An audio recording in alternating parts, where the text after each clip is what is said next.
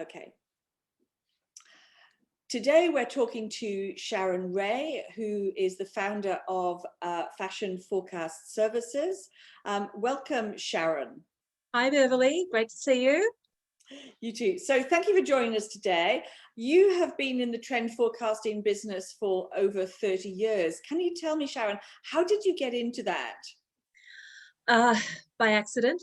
I was a menswear rep for a long time in Sydney, and I joined Ragtrade, the industry newspaper, in the mid-80s. And at the time, they opened a division called Advanced Fashion Publications, and my boss thought it was great if I ran it. So I had no idea that designers and manufacturers didn't just sketch up a wonderful garment and then create it, that they bought and subscribed to international fashion magazines and traveled overseas. I knew they traveled, but to catwalk shows, and then came back and sort of interpreted it to their own brand. So yeah, totally by default. And when I left the company, they were sold and the new owners didn't want to continue with that division. So there was just an opportunity, a whole host of reasons. So I just started out of the boot of my car. So going back 30 years, how has the trend prediction industry changed in the last 30 years? Oh, 30, well, yeah, 30 years. I keep forgetting it's that long. Initially, there were only really probably less than a handful of forecast trend companies, studios, and basically most design teams relied on buying international magazines like Italian Vogue, UKL, and things like that, because there just wasn't, we didn't travel like we do now. Maybe they did one trip a year for summer because winter wasn't as important, or if they did 2 trips.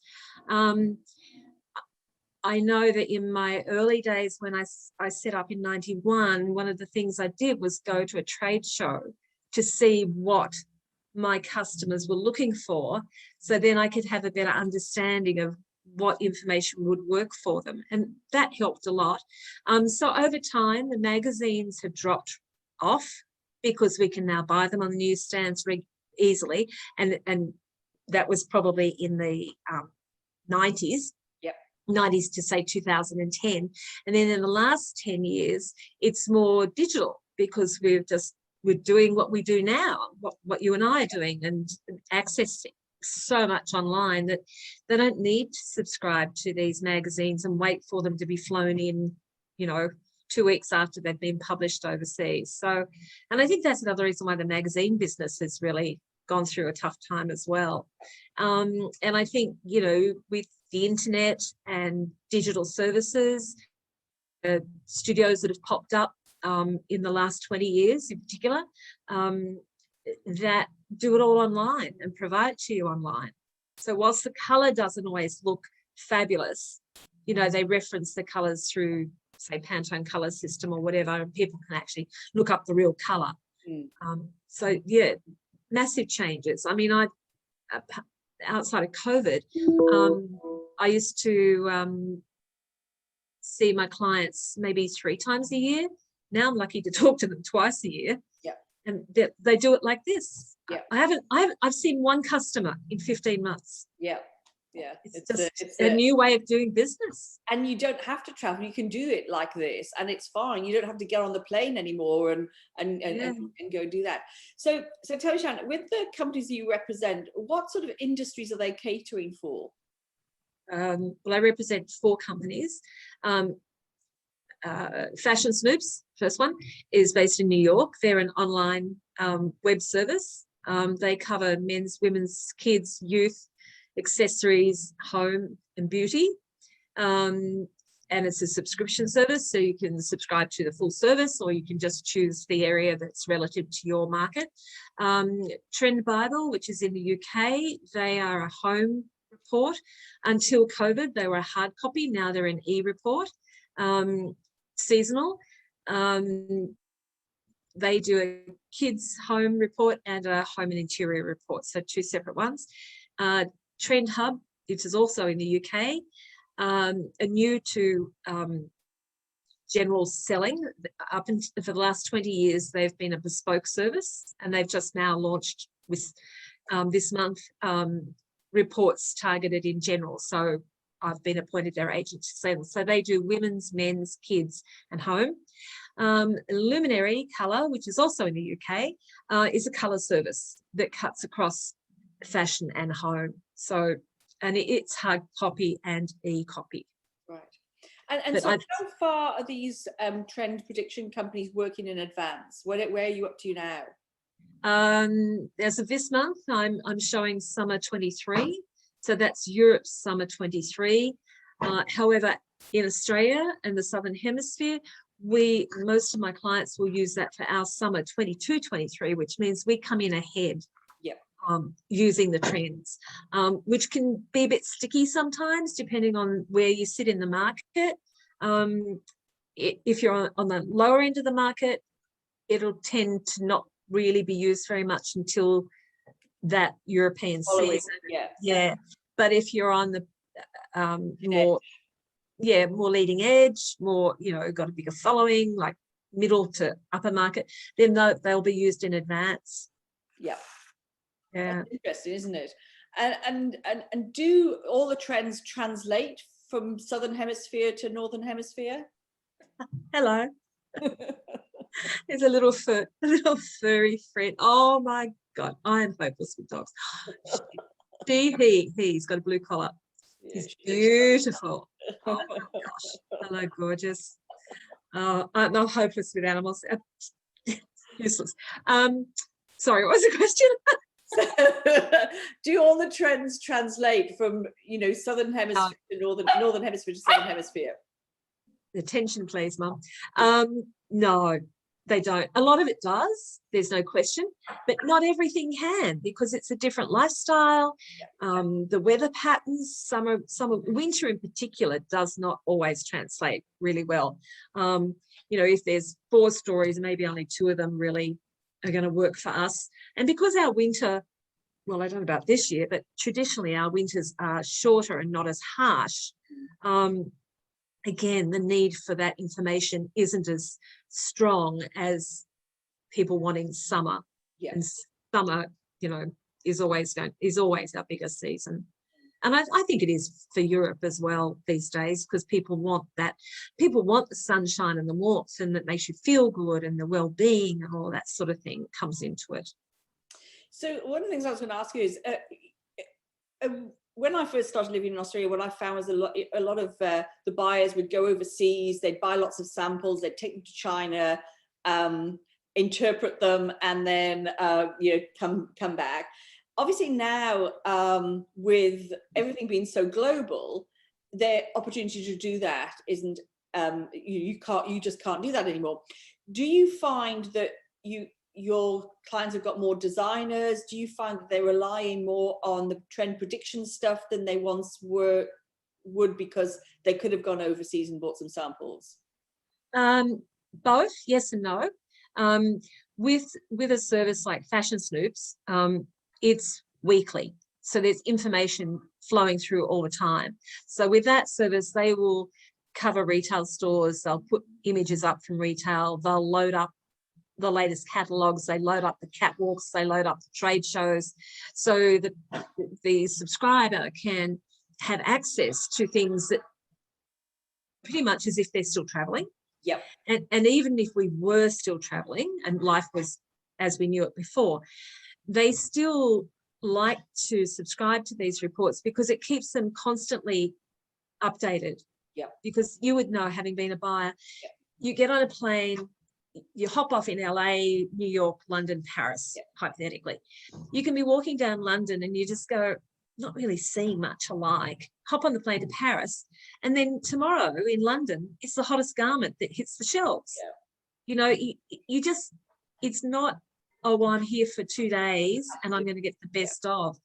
That's why it's a combination of subscribing to a service and still being able to travel, because at the end of the day, as a buyer or a designer, you have in here where you think you're going with your range, what type of merchandise you're thinking about for the season, whether it be colors, shapes, fabrics, whatever the market is.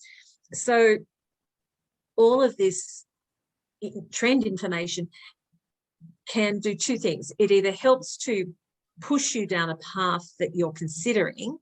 It can confirm what you're thinking, which is probably a good 50% of the time, because as a buyer, as a designer, that's your role, that's what you're good at, that's why you're doing it.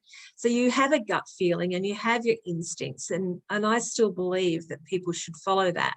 I had an instance many years ago. A company, small company, subscribed to a magazine. It was Textile View, which is an industry publication, which many people are familiar with. And she saw a garment in there, let's just say it was a mustard sweatshirt. Instead of looking at the reference colour that was quoted, it had a Pantone reference, she literally cut it out and handed it and said, I want that colour. It came out, it was a disaster. She had something like 1,000 pieces in this horrible mustard. Complained to me, and I said, did you look up the Pantone colour? Did you reference it? No. Yeah, so people make silly mistakes, and it's interesting that a buyer, a product development person, can do something that's just really so, like, where's your research, where's the brain behind that? So that's why there are some real failures, and sometimes it's like, just because a short skirt's going to sell in one city in one season, it doesn't mean it's going to work globally. And there's the cultures and all of that to take into consideration. And and I also found, I kind of put into practice what I learned when I was selling menswear back in my 20s, that if I used to sell shirts. We had a winter range. We'd had really heavy flannel shirts, and I'd be showing to a buyer from Darwin, and I'm like, don't worry about that part of the range. You're not going to sell flannel shirts. Here's like what we've done for you. And I think that the thing that I've noticed has changed over the years is that if you're a buyer, as a lot of people were sitting in Melbourne in Maya, going way back, that what you bought being a buyer in Melbourne and put into your shop in Brisbane didn't mean it was going to sell the same it did out of Bourke Street. Absolutely. So I think that's a massive learning curve that has been in that buying role, is that you can't, as if you're a group buyer like that, you can't just say, I'm going to have that and put them into every store nationally. You got to go, that can't go into those regions. So it's a lot of common sense that I think gets lost sometimes. So if I always like to ask this question towards the end, if you were to give some advice to somebody starting in the industry today, what would that advice be? Or what would the advice, if you were giving it to your 22-year-old self, say? Oh, well, my goddaughter is doing courses at RMIT at the moment. I'm like, seriously, do you really want to get into this business? Because we work for love, not money, most of us. It's a passion. And I think, you have to be passionate. There's no question about that. And no question that this is where you want to be. This is the path you want to do. It's a tough business. It's a really tough business. Don't think there's the loyalty that there were years ago, which is really sad. I question that there's enough teamwork, that people work in teams closely enough, rather than it's all about me. Me. So I think you have to be prepared for those hard knocks. And it doesn't come overnight. There's no question.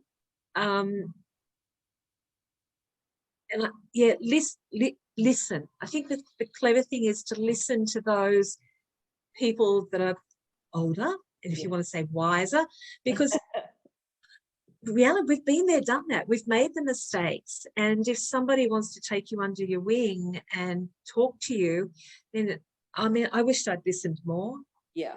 to some of my old bosses going back. It was like they'd done the hard yards, so you can learn from most people, you know. Yeah. That's really great advice, actually, to listen. I know when I do my courses that are you facilitated courses, you know, one of the things I always say to people is, you know, God gave you 2 ears and 1 mouth, and you should always use it in that proportion. And for me, it's a life skill. If you listen more than you talk, it's amazing how much you can learn. Yeah, it's true, and I'm still learning. Yeah, well, so am I. You Absolutely. don't stop, you know. It's just it's all fused in up there somewhere. Well, Sharon, thank you so much for your time today. It's been really interesting to know a little bit more about the trend prediction world and how it influences what we wear in the future in 2023. I know, it's too hard. I can't. I think how old am I going to be then? It's like no. All right, thank you. You're welcome.